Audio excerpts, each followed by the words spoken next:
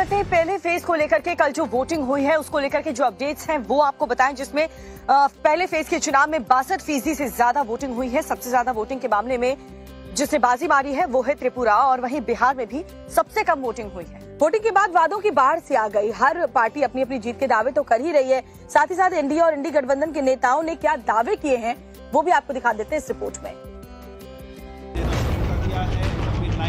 खत का मजमून भांप लेते हैं लिफाफा देखकर। कुछ यही हाल है सियासतदां का, जो पहले फेज की वोटिंग के बाद अपने अपने दावे कर रहे हैं। हम आपको उन दावों की बात बताएंगे, लेकिन उससे पहले फर्स्ट फेज में कितनी वोटिंग हुई ये जान लीजिए। पहले चरण में 102 सीटों पर वोटिंग हुई, जिसमें सबसे ज्यादा 80% वोट त्रिपुरा में डाले गए। दूसरे नंबर पर बंगाल रहा, जहां 77% से ज्यादा वोटिंग हुई। तो वहीं यूपी में करीब 58% वोटिंग हुई, जबकि बिहार में सबसे कम 48% वोटिंग हुई।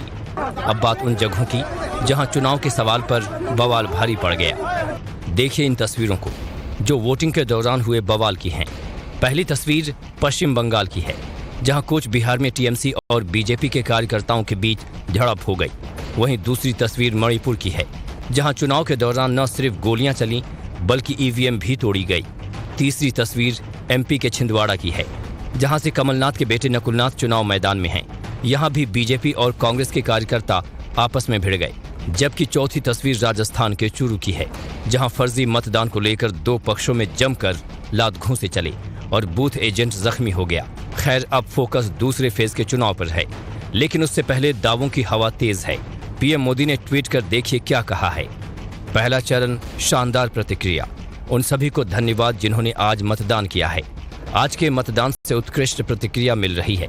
यह स्पष्ट है कि पूरे भारत में लोग रिकॉर्ड संख्या में एनडीए के लिए मतदान कर रहे हैं। वहीं अखिलेश यादव ने इंडी गठबंधन के पक्ष में वोटिंग होने का दावा किया, और सुनिए क्या कहा।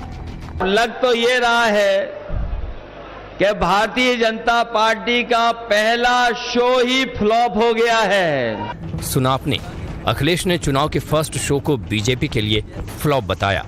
तो वहीं बीजेपी की ओर से सुधांशु त्रिवेदी ने सुनिए क्या कहा।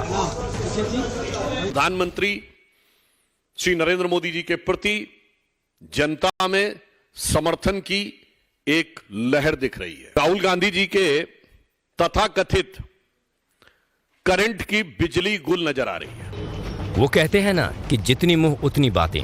सब अपनी जीत का ढोल पीट रहे हैं, लेकिन सच्चाई तो 4 जून को ही सामने आएगी।